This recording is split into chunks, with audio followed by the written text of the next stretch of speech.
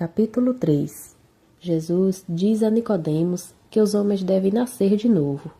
Deus amou o mundo de tal maneira que enviou seu Filho unigênito para salvar os homens. João Batista testifica que aquele que crê no Filho tem a vida eterna. E havia entre os fariseus um homem chamado Nicodemos, príncipe dos judeus. Este foi ter de noite com Jesus e disse-lhe: Rabi, bem sabemos que és mestre, vindo de Deus, porque ninguém pode fazer esses sinais que tu fazes, se Deus não for com ele. Jesus respondeu e disse-lhe: na verdade te digo, que aquele que não nascer de novo não pode ver o reino de Deus. Disse-lhe Nicodemos: como pode um homem nascer sendo velho? Porventura, pode tornar a entrar no ventre de sua mãe e nascer? Jesus respondeu: na verdade te digo, que aquele que não nascer da água e do Espírito não pode entrar no reino de Deus. O que é nascido da carne é carne, e o que é nascido do Espírito é Espírito. Não te maravilhes de te ter dito: necessário vos é nascer de novo. O vento sopra onde quer, e ouves a tua voz, porém não sabes de onde vem, nem para onde vai. Assim é todo aquele que é nascido do Espírito. Nicodemos respondeu e disse-lhe: como pode suceder isso? Jesus respondeu e disse-lhe: tu és mestre de Israel e não sabes isso? Na verdade te digo, que dizemos o que sabemos e testificamos o que vimos, e não aceitais o nosso testemunho. Se vos falei de coisas terrestres e não crestes, como crereis se vos falar das celestiais? E ninguém subiu ao céu, senão o que desceu do céu, a saber, o Filho do homem que está no céu. E como Moisés levantou a serpente no deserto, assim também é necessário que o Filho do homem seja levantado, para que todo aquele que nele crê não pereça, mas tenha a vida eterna. Porque Deus amou o mundo de tal maneira que deu o seu Filho unigênito, para que todo aquele que nele crê não pereça, mas tenha a vida eterna. Porque Deus enviou seu Filho ao mundo, não para que condenasse o mundo, mas para que o mundo fosse salvo por ele. Quem crê nele não é condenado, mas quem não crê já está condenado, porquanto não crê no nome do unigênito Filho de Deus. E a condenação é esta, que a luz veio ao mundo, e os homens amaram mais as trevas do que a luz, porque as suas obras eram más. Porque todo aquele que faz o mal odeia a luz, e não vem para a luz, para que as suas obras não sejam reprovadas. Mas quem pratica a verdade vem para a luz, a fim de que as suas obras sejam manifestadas, porque são feitas em Deus. Depois disso, foi Jesus com seus discípulos para a terra da Judeia, e estava ali com eles e batizava. Ora, João batizava também em Enom, junto a Salim, porquanto havia ali muitas águas, e vinham ali e eram batizados. Porque ainda João não tinha sido lançado na prisão. Houve então uma questão entre os discípulos de João e os judeus acerca da purificação.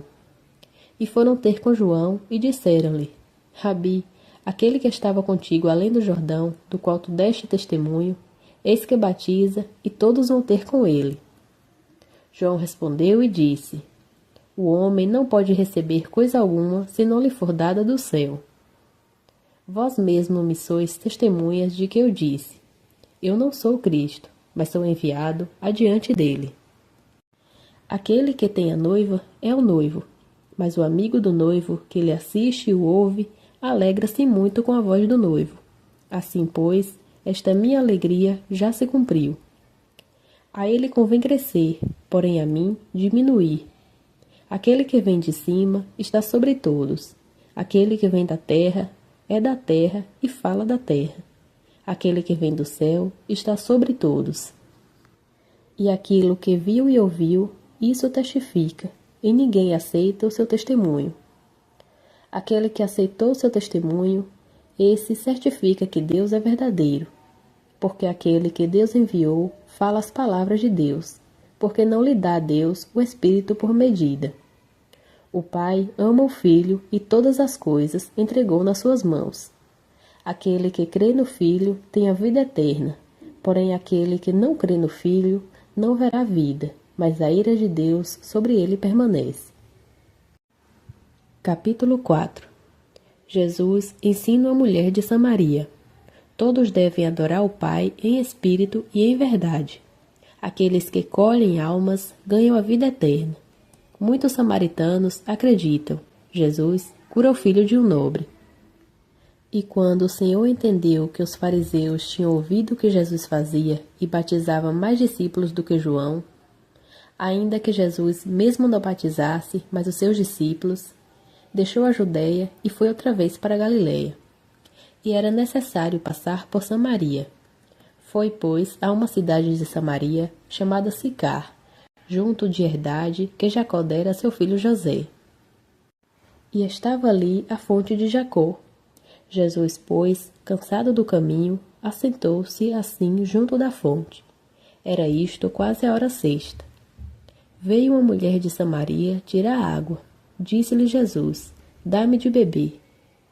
Porque os seus discípulos tinham ido à cidade comprar comida.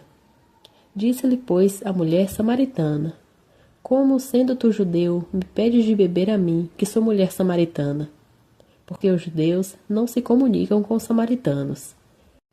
Jesus respondeu e disse-lhe: se tu conhecesses o dom de Deus, e quem é o que te diz, dá-me de beber, tu lhe pedirias, e ele te daria água viva.